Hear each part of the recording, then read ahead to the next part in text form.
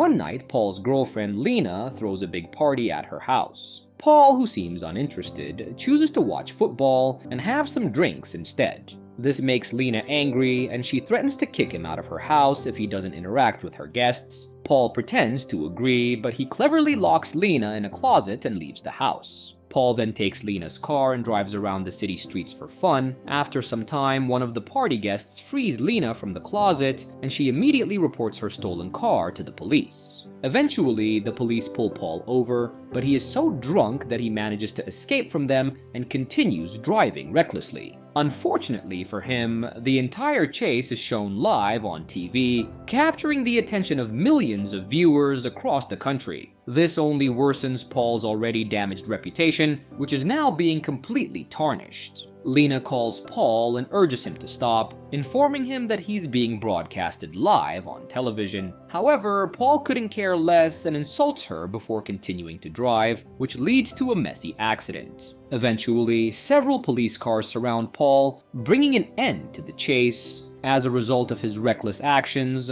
Paul's probation is revoked, and he receives a 3-year prison sentence. Surprisingly, due to his athletic abilities, Paul becomes a highly sought-after convict, and multiple prisons request his transfer. Eventually, a Texan prison warden named Rudolph, who is also a devoted football fan, uses his influence to have Paul transferred to his prison. The warden intends to make Paul the captain of his personal football team, which consists of his own guards. He believes that this move will improve his reputation for future state governor elections. However, the prison's ruthless head guard, Captain Nawa, opposes the idea of having a new captain in his team. He coerces Paul into rejecting the warden's offer. Following the warden's command, Paul remains steadfast in his decision not to participate, claiming that he simply wants to serve his time and leave peacefully. This angers the warden, who then locks Paul in a scorching hot box in an attempt to change his mind.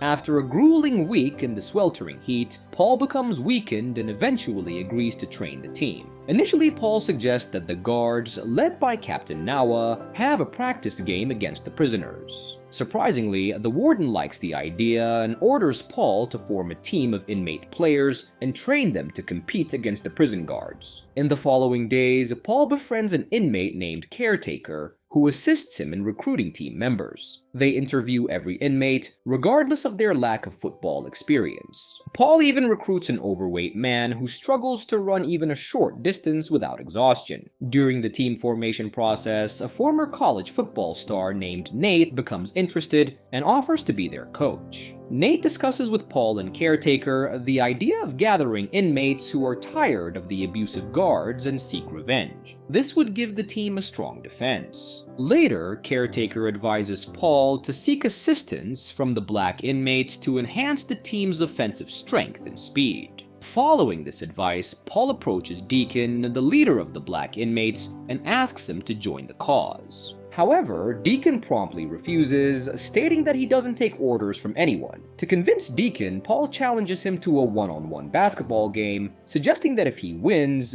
Deacon must join the football team. Deacon agrees to the challenge, and the game begins with enthusiastic cheering from the black inmates. Paul, who possesses great athletic abilities, performs exceptionally well and scores impressive points. However, Deacon plays unfairly and repeatedly shoves Paul to the ground during the game. Despite this, the match remains closely contested. Unfortunately, Deacon cheats in the final moments and manages to win, leaving Paul disappointed. As Paul starts to walk away, Maggot, one of the black inmates, expresses his admiration and agrees to join Paul's football team as a running back. Paul is thrilled to finally find a talented player. Later on, Paul succeeds in recruiting 2 other strong players for their team. As the team grows stronger, Captain Nawa and the other guards try various ways to hinder their progress. They provoke Maggot by verbally insulting him with racial slurs in the library. However, Maggot keeps his composure and refrains from retaliating. When Deacon and the other black inmates witness this mistreatment, they become enraged and decide to join Paul's crew, seeking vengeance against the guards.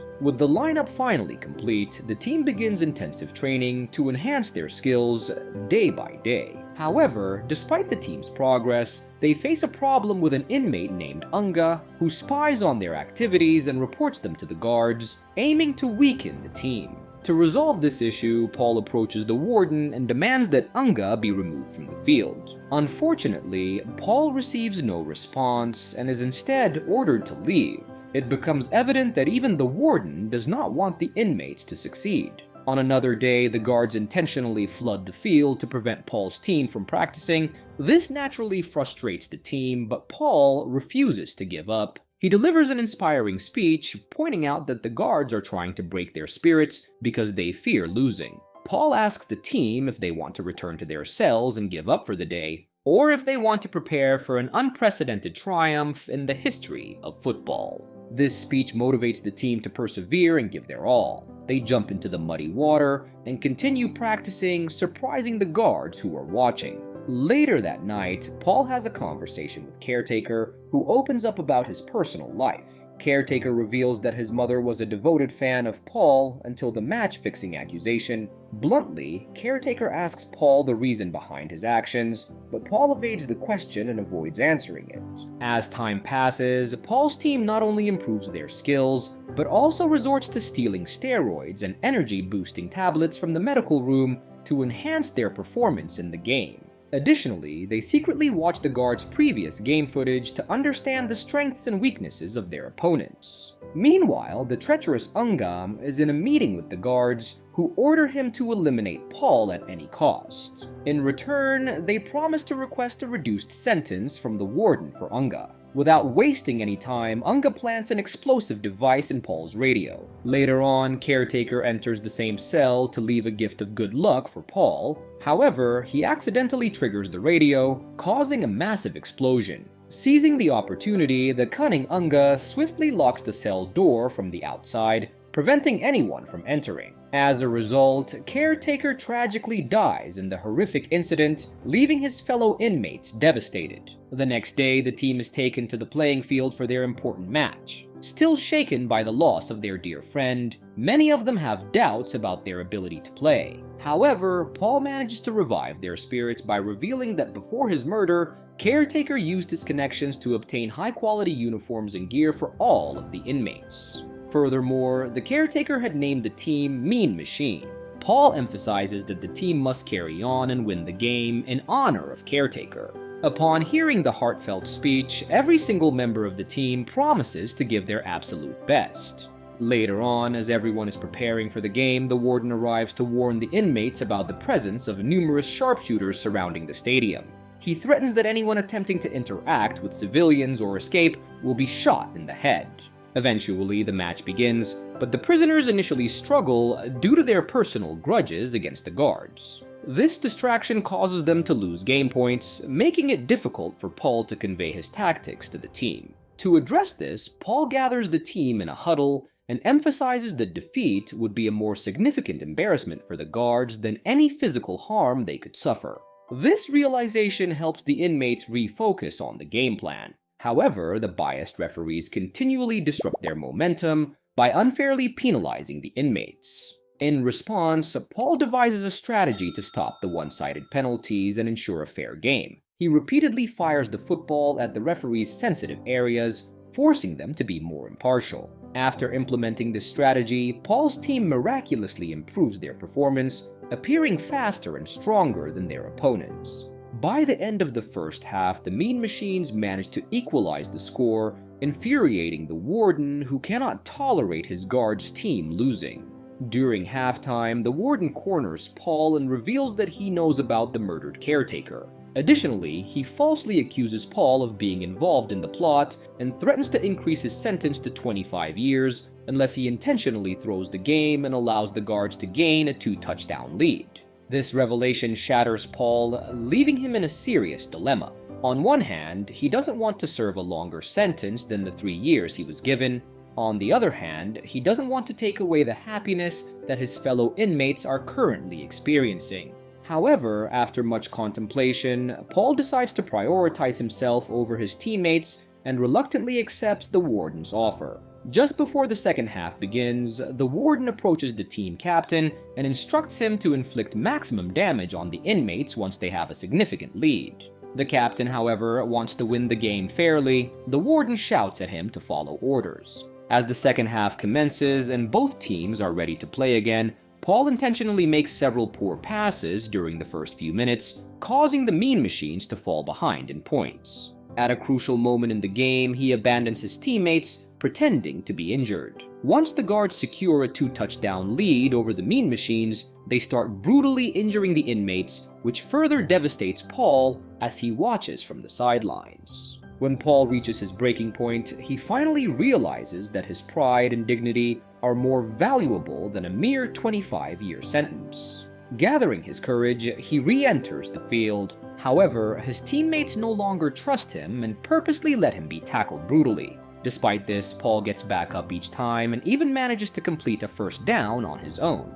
During a short break, Paul admits that he did in fact throw a game 5 years ago, but not because he was bribed. He reveals that a mafia gang had threatened to harm his family if he didn't comply. Paul then discloses the warden's threats and declares that he would rather spend the rest of his life with his fellow inmates than betray the memory of Caretaker. Upon hearing this, the Mean Machines rally behind Paul once again and approach the game with renewed determination. Slowly but steadily, they make progress towards their remarkable comeback. At one point, the team successfully executes a decisive 2-point conversion, securing a commanding lead. The star player of the Mean Machines, Maggot, showcases his speed and agility, causing havoc on the field. However, the guards swiftly intensify their aggression and forcefully break Paul's leg, necessitating a substitution for the Mean Machines. To everyone's surprise, the coach decides to step in. Paul is unsure if this is the right decision, but Nate expresses confidence in himself.